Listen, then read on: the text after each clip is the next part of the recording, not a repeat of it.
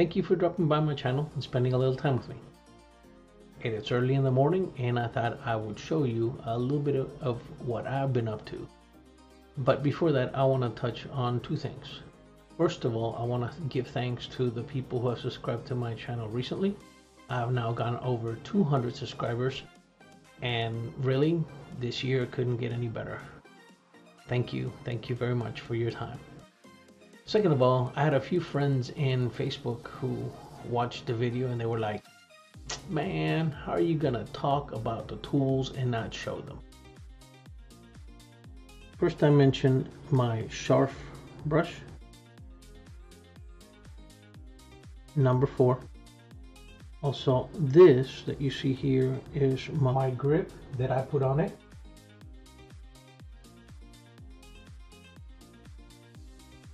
Whenever the base of something is small, I tend to grip it too tight. But for some reason, if the base is thicker, I tend to just rest it on my finger. And I'm not saying everybody does this, I'm just saying I do it for some strange reason. And when I was working all the time, it would fatigue my hand. It would hurt. So I started putting grips on everything that has a small circumference.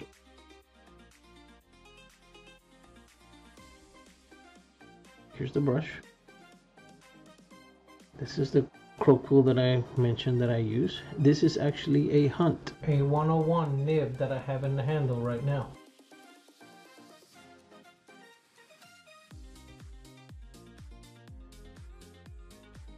Here are my Copic multiliners. Here's the 0.7.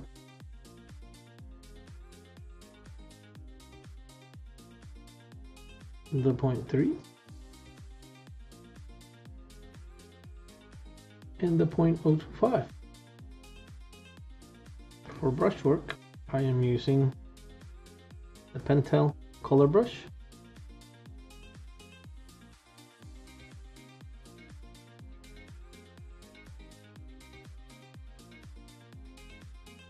And the Pentel Pocket Pen. Believe it or not, for the borders, I use either Sharpie markers or these Staples markers. Now that you know what tools I am using, let's get down to the drawing.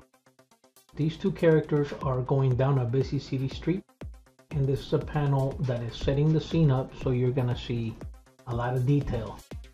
Whenever I do detail on faces, especially faces this small, I use the Copic Multiliner 0.05 because for that type of detail, I feel that it gives me the most control, or at least the feeling that I have the most control over that line. Here's something you didn't see me use on the last video, and that is the quill. I had a little extra time for this panel, so I went ahead and broke it out so I could put it to good use.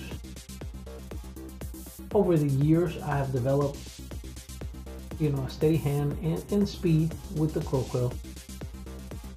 The reason I use the pens is because with the quill, you have to constantly refill the ink.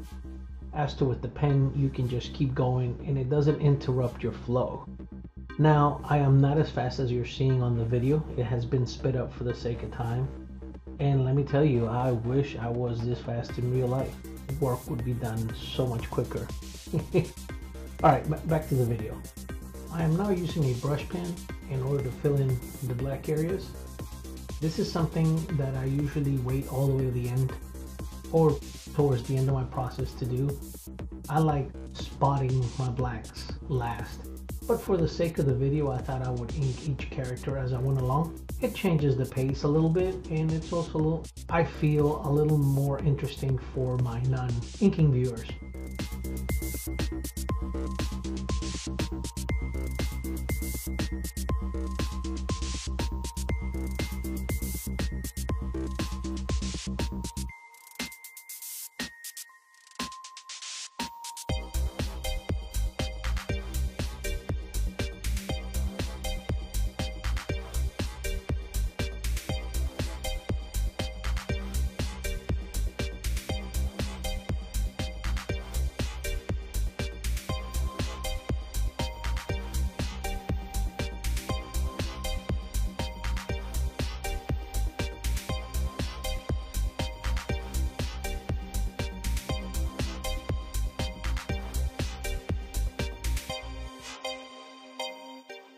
In the beginning, I used the crow quill to outline the two figures in the foreground, and I did not notice until I was outlining the figure in the background that they had the same line thickness, and I wanted a separation. That's why here you see me using a pen to do a thicker outline on the two figures in the foreground.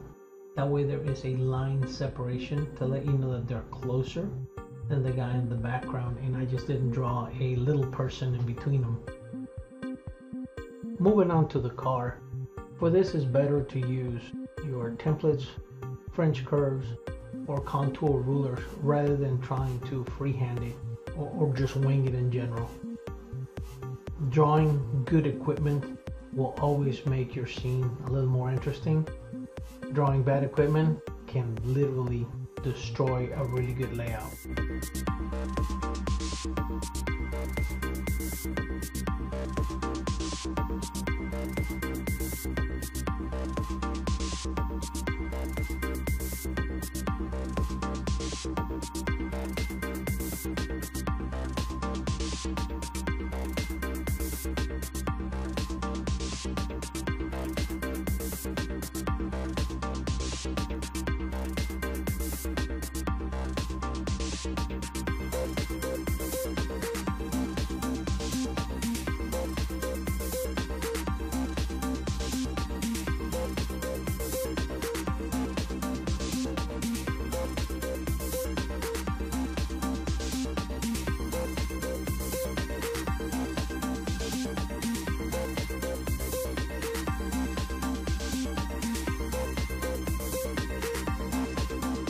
While I've been working on the background, I've been switching back and forth between the Copic multiliner and the quill quill.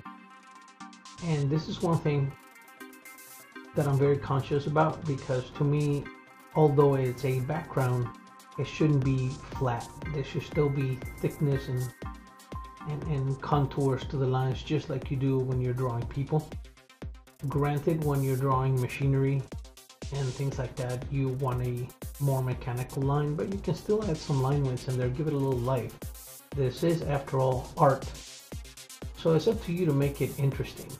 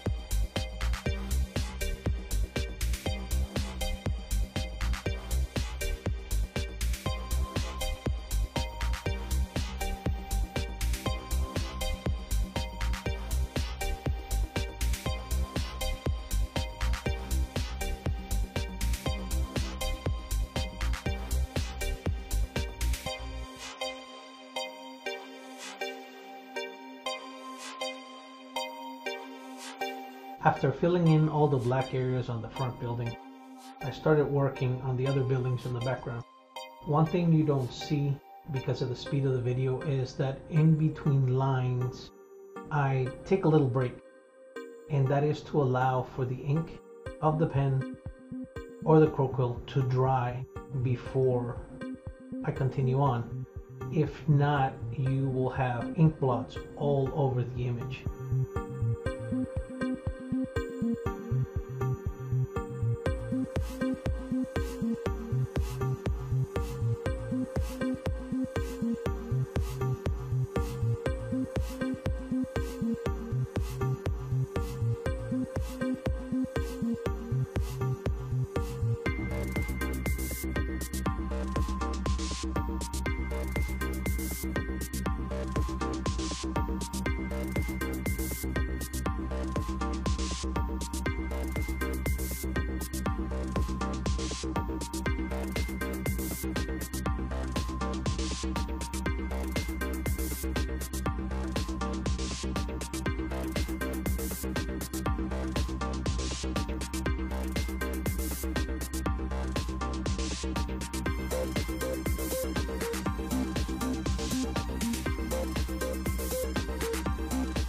Here I am doing exactly what I told you not to do a few minutes ago.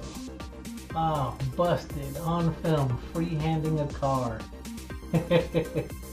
Bad Ricky, bad Ricky.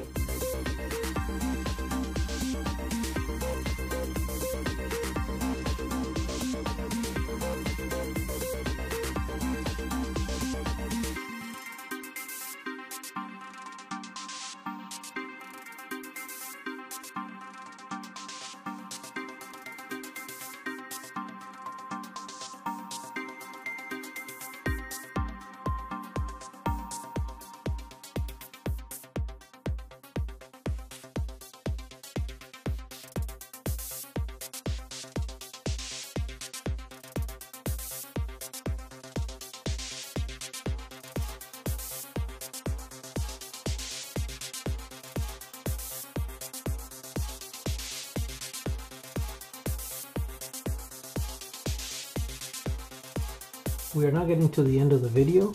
If you like what you saw, please go ahead and drop me a like. Also subscribe. If you like what you saw or want to pass the information along, feel free to share. My name is Rick Bonilla. Thank you for spending a little time with me, and have a great day.